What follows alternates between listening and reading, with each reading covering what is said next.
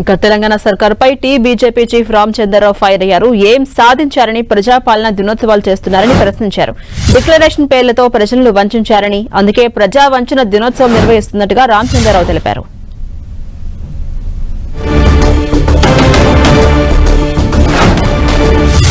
ఇక అధికారంలోకి వచ్చి 2 ఏళ్లైనా ఇచ్చిన హామీలను కాంగ్రెస్ నెరవేర్చలేదంటూ విమర్శిస్తున్న బీజేపీ చీఫ్ రామచంద్రరావుతో మా ప్రతినిధి అజయ్ ఫేస్ టు ఫేస్.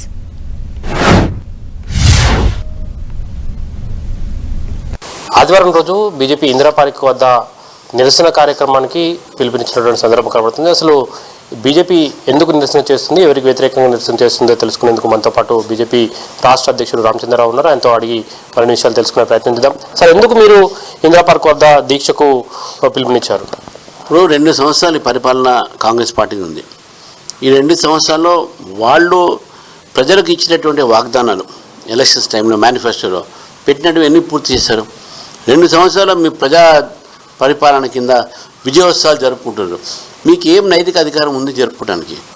విద్యార్థులకు ఫీ రీయింబర్స్మెంట్ ఇవ్వలేదు, హాస్పిటల్స్కు మీరు ఆరోగ్యశ్రీ బకాయిలు ఇవ్వలేదు, సమయానికి మీరు వేతనాలు ఇవ్వట్లేదు.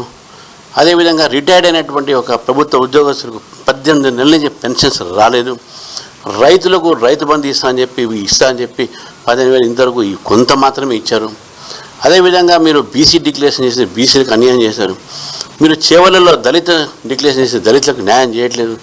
మీరు యువ డిక్లరేషన్ చెప్పేసి 4,000 రూపాయలు భత్తా మీరు అన్ఎంప్లాయ్మెంట్ అలవెన్స్ కింద అది వీరు ఇవ్వట్లేదు. ఏమని వీళ్ళు విజయోత్సవాలు చేస్తున్నారు? ఇన్ని వైఫల్యాలు మన ముందు కనబడతా ఉన్నాయి. హిల్ట్ పాలసీ తీసుకొచ్చారు, జిహెచ్ఎంసీ మిషన్ తీసుకొచ్చారు. దాని ద్వారా ఎవరికి ఏమొస్తుంది? ప్రజలకు ఏమొస్తున్నది? మీరు కేవలం రియల్ ఎస్టేట్ వాళ్ళ కోసమే చేస్తున్నటువంటి విధానాలు తీసుకొస్తున్నారు, కానీ ప్రజలకు మంచి జరిగే విధానం ఏది తీసుకోండి. కాబట్టి మీ యొక్క ప్రజా వ్యతిరేక పరిపాలన ఒకటి, మీరు వైఫల్యం చెందినటువంటి ఒక పరిపాలన ఒకటి ఈ తెలంగాణ ప్రశ్నిస్తుంది. ఆ ప్రశ్నించటానికే ఈ మహాధారణ రేపు 7వ తారీఖు పెడతాం. కానీ అనేకమైనటువంటి కార్యక్రమాలు తీసుకొచ్చారు. కొత్తగా రేషన్ కార్డులు ఇవ్వడం అయితేనేమి, ఉచిత కరెంటు, 500కి సిలిండర్లు, ఇలాంటి అనేక పథకాలు, ఉచిత బస్సు కూడా ఇవ్వడం జరిగింది. ఇట్లా అనేక పథకాలు అమలు చేస్తారు.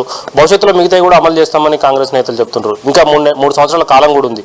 ఇప్పుడే ఎందుకు కాంగ్రెస్ పైన ఇంత వ్యతిరేకత వచ్చే విధంగా, వ్యతిరేకత ఉంది అనే విధంగా మీరు కార్యక్రమాలు తీసుకోవడం?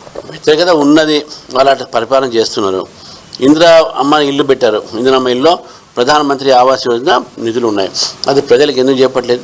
ఎన్ని ఇల్లు కట్టారు ముందు చెప్పండి. కాన్స్టిట్యూన్సీకి ఎన్ని ఇల్లు ఇచ్చారు చెప్పండి. మీరు ఎక్కడ పోయినా అడిగినా ఎవరికైనా ఇందిరమ్మ ఇల్లు వచ్చినాయంటే ఎక్కడ రాలేదంటున్నారు. మీరు ఎక్కడ కట్టారు? కట్టలేదు. కానీ ప్రధానమంత్రి ఆవాస్ యోజన సంబంధించిన నిధులు వచ్చినాయి. మీరు ఏ రాష్ట్రంలో లేని విధంగా సన్నబియ్యం ఇస్తున్నామంటూ కూడా చెప్తున్నారు. సన్నబియ్యం ఇచ్చి ఆ రకమైనటువంటి విజయోత్సవాలు చేసుకునే అవకాశం లేదా? అది కూడా మేము ఇస్తున్నాం కదా. 100% ప్రొక్యూర్మెంట్ చేసేది మేము దానికి కడుతున్నాం. ఎఫ్సిఐ తరఫు నుంచి పూర్తిగా 100% ప్రొక్యూర్మెంట్ ప్రైస్ మేము ఇస్తున్నాం. 42% ఈరోజు ట్యాక్స్ ఎవరిసే వీళ్ళకి ఇస్తున్నాం. అది ప్రజలకు వీళ్ళు చెప్పట్లేదు. సెంట్రల్లీ స్పాన్సర్డ్ స్కీమ్స్ కింద అన్ని స్కీమ్స్లో కూడా 90% నుంచి 10% దాకా కేంద్ర ప్రభుత్వం నిధులు ఉంటాయి. అది వీళ్ళు ప్రజలకు చెప్పట్లేదు. జాతీయ రహదారులు వచ్చినాయి, రైల్వే స్టేషన్స్ ఆధునీకరణ వచ్చినాయి, మీకు ఒక సెంట్రల్ యూనివర్సిటీ వచ్చింది, మీకు ఎయిమ్స్ వచ్చింది.